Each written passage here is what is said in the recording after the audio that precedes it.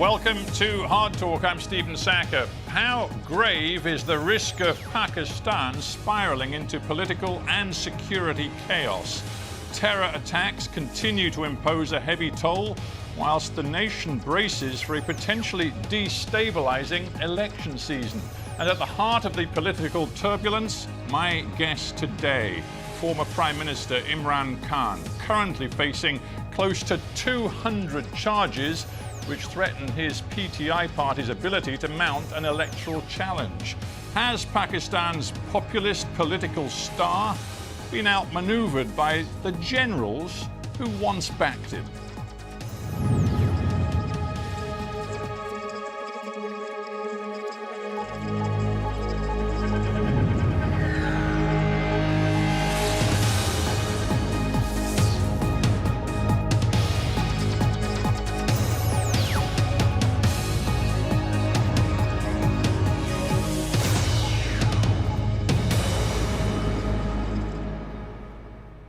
Imran Khan in Lahore, Pakistan. Welcome to Hard Talk. From the outside, Mr. Khan, it looks as though a legal noose is tightening around your neck. Does it feel that way to you? Yes, Stephen, it's been like that for a while, ever since I was out of power 14 months, 15 months ago. What was hoped by the establishment which removed me, what they hoped was that the party would just fizzle away. And normally it happens when you're out of power for quite a while. But instead what happened, the most unusual thing in this country, that the party's popularity kept growing. And then in the by-elections that took place, out of 37 by-elections, my party swept 30 of them. And this is despite the establishment backing the government parties. So since then, the attempts are being made to knock me out of the game. I had 2 assassination attempts on me. And apart from that, now I have close to my double century, almost 200 cases. And the whole attempt is to either imprison me or disqualify me, or both. Yeah, you talk about being knocked out of the game. Isn't the reality, now that there are these pretty much 200 cases against you, which include a whole range of charges? The corrupt misuse of official gifts is one, contempt of Pakistan's election commission is another, but then there are others which include, as I understand it, sedition, blasphemy, and one case which even alleges your involvement in a murder. It's becoming so complex and so serious that frankly you don't have time for anything else. Well, you forgot to mention there are about 60 or 70 terrorism cases against me. So all my time is spent from going from one court to another courtroom. I have made in 2 months over 350 court appearances, and my legal team is busy fending off one case after the other. But the thing is, nothing sticks, because these are frivolous, bogus cases. And what now they are planning to do is to have military courts. And this is right now in the Supreme Court, whether the courts will allow military courts or not. And the objective of the military court is that there I certainly will be sentenced. Mm. Your contention, I guess, is that you're guilty of absolutely nothing. Is that it? Absolutely nothing. Look, Stephen, someone till the age of 70 never had one criminal case against him. In the last few months, how can you have 200 criminal cases? And here's someone who this country knows for 50 years. You know, I'm not someone who this country doesn't know, not just as a cricketer, as someone who has done the biggest charitable projects in our history, who people give more money than anyone in our history, so who trust them, who trust with their money. So people don't believe this. And as a result, according to the opinion polls, rather than the popularity going down, it is just going further up. I'm sure you're familiar with the notion of karma and the phrase, what goes around comes around. Would you accept that one problem for you is that the positions you stake out today are very different from the positions you've taken in the past. And when I say that, I'm thinking, number one, of your enthusiasm for the court's ruling that Nawaz Sharif, back in the period before 2018, should not be allowed to run again for public office. You, for a couple of years, demanded that he be barred from politics. In the end, he was. You said the courts had every right to bar a senior politician from running for office. The courts may well be about to bar you from running for office in the forthcoming election. So it's going to be difficult for you to argue the courts have no right to do that. There's a word or two words, moral equivalence. It's when you equate two completely unrelated incidences and combine them and sort of draw an analogy. Look, Nawaz Sharif, how did he get caught? It was in Panama Papers, that expose that took place, where it was discovered that he had 4 luxury flats in London, which he had not declared and were in his daughter's name. There was 1.5 years in court. There was a joint investigating committee which asked him to provide where did he get the money to buy these 4 flats. When he couldn't, that's when he was disqualified. It cannot be compared with me, where out of almost 200, there are only 2 corruption cases and both I'm fighting, and I'm telling you that both the cases, they will never find anything because there was no corruption. You can't compare him 4 luxury flat worth millions of dollars in London. He gets convicted, he gets to serve a sentence, to compare to what is going on right now. Would you accept that you've made several grave errors in the recent past? Perhaps one of your most serious errors was fomenting an atmosphere after you were ousted from power last year, an atmosphere in which you encouraged hostility toward the military. And when you were arrested in May of this year, your supporters immediately took to the streets in violent protest, which included violence directed against military targets, including the house of one senior general. They were your people responding to your rhetoric. Well, Stephen, let me just answer this one by one. Number one, in my 27 years in politics, never have I told anyone ever to be violent. All our protests have been within the Constitution, peaceful protest, which is allowed when we feel any injustice, it is a right to have a protest. And that's what we've done. We did the longest ever protest of 126 days, and not one act of violence ever took place. There were peaceful protests. We used to protest and go back. So first, let me make it clear, and this is what the courts have discovered. When they tried to accuse us, when the government accused us of attacking army buildings, the courts, two judgments now have cleared us that none of us were involved in any of violence.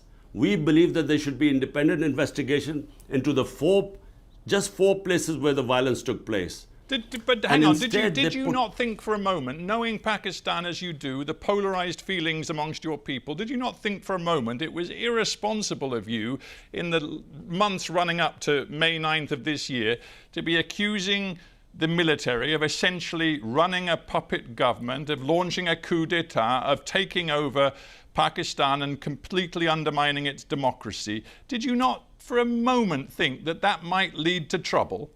So, Stephen, what you're saying is that I should not tell what was the truth? Everyone in Pakistan knows what happened. The defense minister, the current sitting defense minister, who's now, who was in the opposition, he has given a public statement that way back in 2020, we were 6 months down the line in our government. He said that the army chief told him categorically that he wanted to get rid of my government. And had it not been for 2 years of COVID-19, which is why he held back, that's the only reason he didn't remove our government. Now, this is from the current defense minister. So no one in this country is in any doubt that it was the ex-army chief who removed my government. In fact, he has bragged. He said he thought Imran Khan was dangerous for Pakistan. That's why he removed me. So this is just a fact. Well, no one. I talked about karma. Yeah, I talked about karma before. The truth is, you rode the tiger of military support for their political candidate. You rode that tiger yourself in 2018. You were close to the military. You remained close to the intelligence services and the military in your early years in power. And it was only when you fell out with the military that you decided you wanted no military meddling in politics. Again, it's hypocrisy. One of the army spokespeople said, well, Imran Stephen, Khan is the biggest hypocrite. So, Stephen, I need to correct you again. My party is the only party that was not created by military dictators. People's Party, Ayub Khan, the first dictator, Zulfikar Ali Bhutto was his minister for 8 years before he left his government and then created the party. Nawaz Sharif was manufactured by General Ziaul Haq. He was a businessman. My party started from zero. 22 years I built my party from scratch. And then, if in 2018 the army backed us, then how come, then despite the establishment openly going against us, trying to dismantle us, how come after we are out of government, we win 30 out of 37 by-elections? How come that has happened? Because the establishment, everyone knows, is standing with the government. So how come we sweep all the by-elections? So clearly we did not come into power because of the army. Where you're right, the army did not oppose me in 2018. That's where you're right. But in 2013, the military establishment backed Nawaz Sharif, brought him into power. That's why we did this protest for 126 days, because we wanted the audit of the elections, because we knew the elections were rigged. But when in 18 we came into power, we asked the opposite. We asked them to open the elections because we knew we had won free and fair elections. Isn't the truth, though, that you believed after you lost that vote of confidence in 2022, you believed you could use people power to force the army to come back to you, in essence, and you were wrong. And going back to what happened in May 2023, when your supporters went to the streets, they committed that violence, including against key military infrastructure, you basically crossed a red line that even supporters of your own PTI party, even former friends and colleagues in your government say is on you. It's your responsibility. To quote your former defense minister, Pervez Katak, he says, all of the political representatives of my new party hold Imran Khan responsible for the tragedy of May 9th. He said Imran Khan's anti-state agenda has been rejected by the masses and his own party's former leadership. Now, Stephen, let me answer this question because it's very important. What happened on the 9th of May? On the 9th of May, I'm sitting in the precincts of the Islamabad High Court. I'm on bail of these many cases, so there was no case on me. I get attacked by the commandos, not by police, by commandos. There are visuals which have gone all over the world. I was attacked. My guards were beaten up, and I was abducted from there, confirmed by the Supreme Court, unlawful and unconstitutional. So what did you think the supporters would do? When they saw the army, the commandos picking me up from there, was there not going to be a protest? But remember, when I was shot, and 12 of my other people were wounded, one dead, despite that, there was no burning, there was no arson. There were peaceful protests, but there were protests without any arson. So how come that this is the big question? When they see me being dragged like the head of the biggest party, abducted, there was going to be a reaction. Now, point is, Were we involved in the arson? Arson only took place in 4 buildings. Okay. They put 10,000 of our workers in jail. Now, Stephen, you've got to listen to this. This is very important. This was all pre-planned. The way the police could have picked me up. Why did they need commandos to pick me up and beat everyone up? Because they wanted a reaction. And but the reaction was peaceful, as it's always been. I want to stop you, Imran Khan, because you have made it clear you accept no responsibility for the violence around May 9th. I understand that, but my point really was to focus on the fact that since May 9th, the extreme pressure put on your PTI party, some of its members from the most senior to the most junior, has led to the implosion of your party. Some of your most senior former lieutenants like Fawad Chowdhury, Pervez Khattak, whom I've mentioned, Jahangir Tareen, they've all left. Some of them have set up new political parties. Your party, as it was, frankly, no longer exists.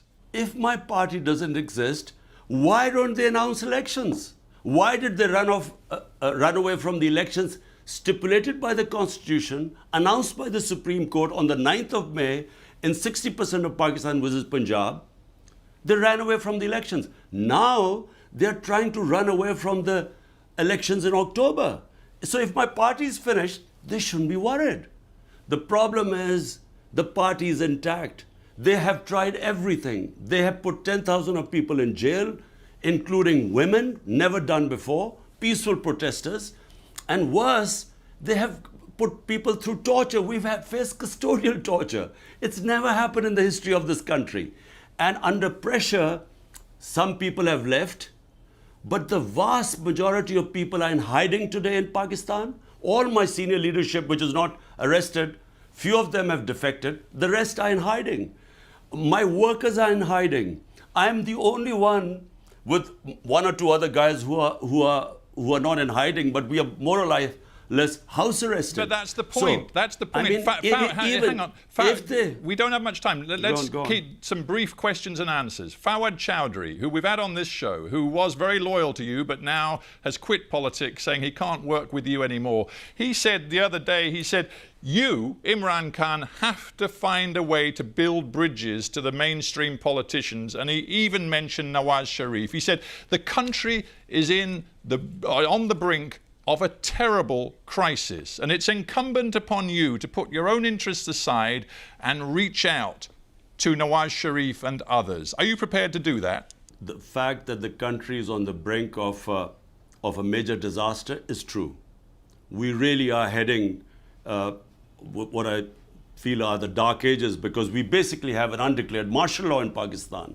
I mean, the country evolved towards a democratic process over last 20 years, and suddenly there's no media which is free, and the judiciary, they're trying to control that. So we are heading in the dark ages. But what is the answer? Is the answer to shake hands with people who've been robbing this country for 30 years? I came into politics because the 2 families had destroyed our country economically. I came in because I wanted to bring the powerful under the rule of law, which is why my party was called Movement for Justice, Rule of Law. And now, am I supposed to join the same people who are responsible for destroying the rule of law in this country, who are above law, so that I again, what for? To come into power? I'd rather not come into power. I'd rather stay in the opposition. But let's stick with this idea. idea. Of coming into power if you can't bring justice here? Right, but let's stick with the idea that Pakistan faces a catastrophic future if political instability feeds into security instability, and we see that the suicide bombings, the terror continues, particularly aimed at political parties right now. And also we see a potential economic catastrophe with an IMF bailout which just stopped the country defaulting, but which nonetheless leaves Pakistan in a parlous position. Your country can't afford the political chaos that will come if you try to run in the forthcoming election. It just can't afford it. Stephen, look, the only solution to Pakistan, and any sensible person in this country will confirm this, the only solution, there is no other solution. Free and fair elections. That's the only way we will get out of this mess. What is happening is that in order to keep me out, they are dismantling our democracy. And what you're seeing in the rise in terrorism, the whole province of KP, Pakhtunkhwa, which is on the border of Afghanistan, why was there no terrorism when we were in power for 3.5 years? Why is it suddenly the terrorism is going up? Because they are no longer represented. The government in Pakhtunkhwa, where the terrorism has started, and in Balochistan, there has been a caretaker government which is not representative of Pakistan, doesn't belong to the people, and that's going there for 8 months. It's illegal, it's unconstitutional. So the answer is free and fair elections. Let the people select their own representatives and then let them sort out the problems of Pakistan. We as a representative government had brought down terrorism in Pakistan. You, right now, are sitting in Lahore. Every time you try to leave your home, you have to negotiate all of the armed guards and the security that surrounds you. Pretty much your only journeys right now are to the courthouse. You know that you survived an assassination attempt last November, but you've said you expect another one to come. I believe your own children have told you that you ought to get out of politics for your own safety. Why will you not heed that advice? Because it may be the only way to calm tensions in your country. Stephen, what you're saying is that we should accept slavery and not have freedom. Democracy means freedom. So what you're basically telling me is that in order to accept this fascist government, which is destroying our civil liberties by the day, they're about to pass a bill, just so that you know what we are facing right now. They're passing a bill which is called Prevention of Extreme Violence. The intelligence agencies can break into anyone's house without an arrest warrant. They can pick anyone up. They can try people in military courts without access to justice. This is what we are facing now. Unfortunately, the country has been taken over by fascists and they are petrified of elections. Reason why I'm suffering is because they know that elections we would win, hands down. And because of that, they are not only dismantling our democracy, it means we should accept that we don't have any freedom. How can we accept that? You've made a series of allegations. You've made a series of allegations about this government, which of course the current Pakistani government would absolutely deny. But what is clear is that if elections are to be held this year, you have a choice. You either try to run or you back off because it could send Pakistan over the edge. What are you going to do?